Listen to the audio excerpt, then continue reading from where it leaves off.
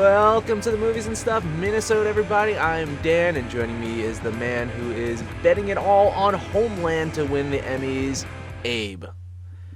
What kind of odds are you getting on Homeland? Right now, I'm getting 33 to 1. $100 is going to get me $3,300. You kind of got. I don't know. I would kind of do it. You know, what kind of odds would I get on Better Call Saul? 25 to 1. 25. I think I'm going to do that. How much? Got a good shot.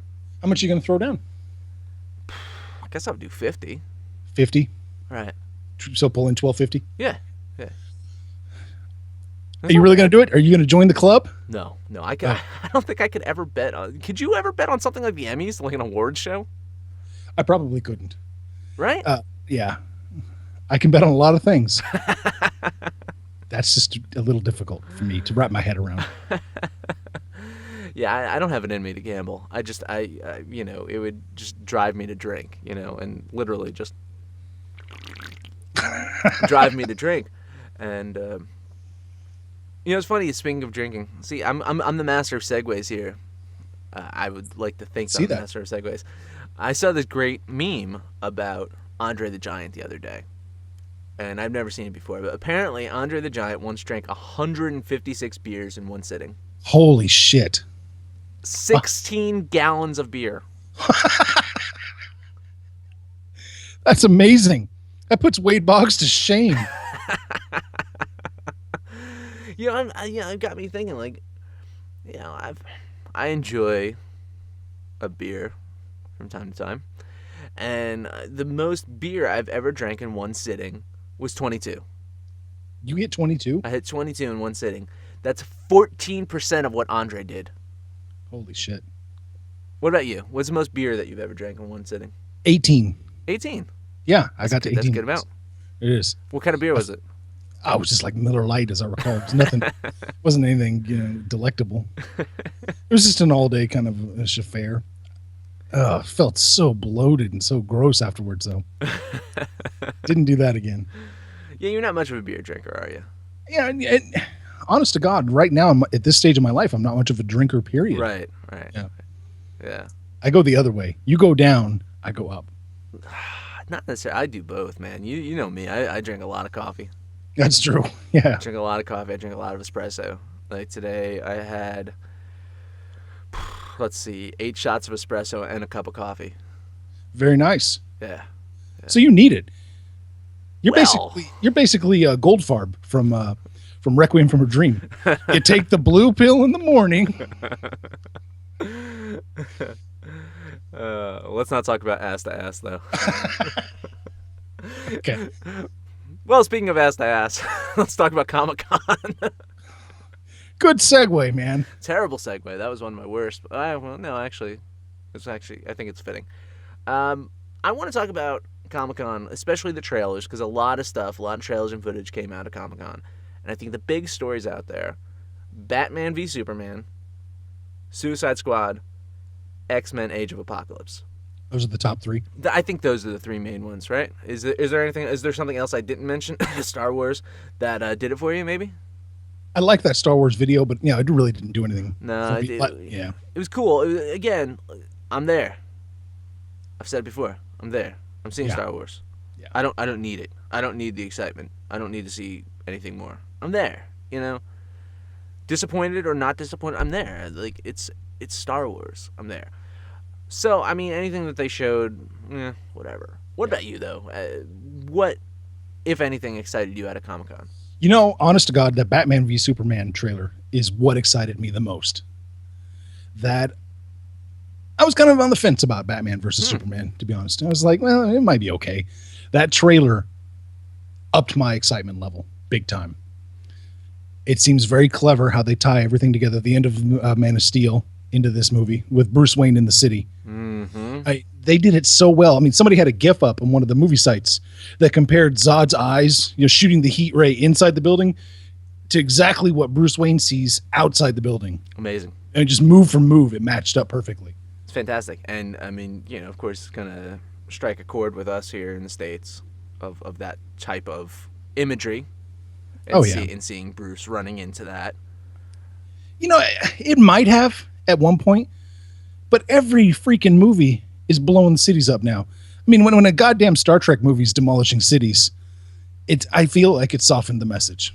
It softens the impact. That's just when Star Trek does it. I think it's reached a point of too much destruction porn. I just want to see a giant whale in this movie, just like in Star Trek. Different Star Trek movie, right?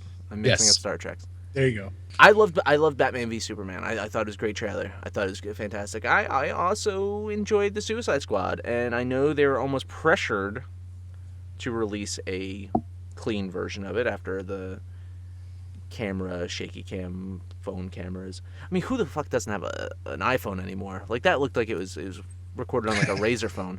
Yeah, it did. And I don't understand. I feel like people would be better videographers by now. Yeah, everybody has a phone. Everyone shot video with a smartphone. Right. Yeah. Like that Cloverfield nonsense. No, I mean, hold the camera steady. Right. You know,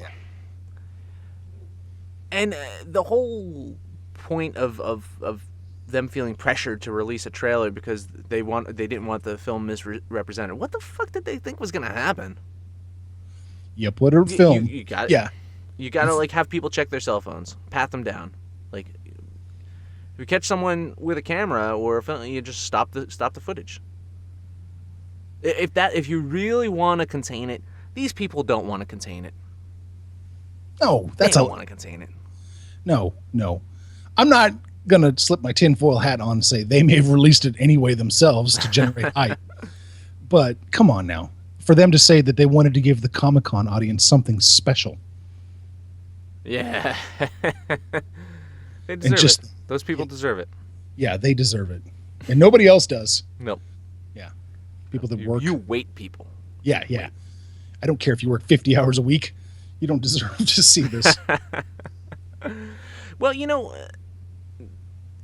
WB felt the pressure to release the Suicide Squad stuff, but X-Men didn't feel the need to release anything official until some pictures were released to Entertainment Weekly. Did you see these pictures? I did see some of those pictures. So, Apocalypse. Yeah. What did you think of that? I thought it was okay until I started seeing all the comparison pictures. That one Photoshop, the blue Photoshop that made him like 8 feet tall and blue. Oh, that made me jealous. It's like, that's the Apocalypse I want. I tell you, that was the Apocalypse that I wanted. I'm not too concerned, though. And I think a lot of people are bringing this up, is the shitstorm that happened when they showed Quicksilver from Days of Future Past originally. Oh, right. And everyone's like, it looks terrible. What was the best part of Days of Future Past? Quicksilver. So, I'm not too concerned. It wasn't January Jones's fine acting? Peter Dinklage? Okay, Quicksilver was the best part. Okay. Quicksilver was the best part. I love the Photoshop of it, though. I thought it looked great. Did you see the Prince Photoshop of it? Yes. The Purple Rain version? That was very clever. These people are good at Photoshop. I'm not good at Photoshop. Neither am I. Like, this is like the best Photoshop that I could do. It's just, here's me, and here's Abe. Hi, everybody. Yeah, this is Photoshop. Anything else, man? You got anything else to talk about? What's happened this week? No. Guess that wraps up our Movies and Stuff Minnesota this week. Check back again next week as we have a brand new Movies and Stuff show for you. We're going to talk about Point Break. Our special guest will be writer Peter Iliff. And here is a sneak peek. See you next week, everybody. Catherine made a great film. I mean, I'm so thankful to Catherine. And we have to thank Jim Cameron, who, along with Catherine, did rewrite my draft and did not get credit because it's very hard to unseat the original writer, when they've come up with an original script.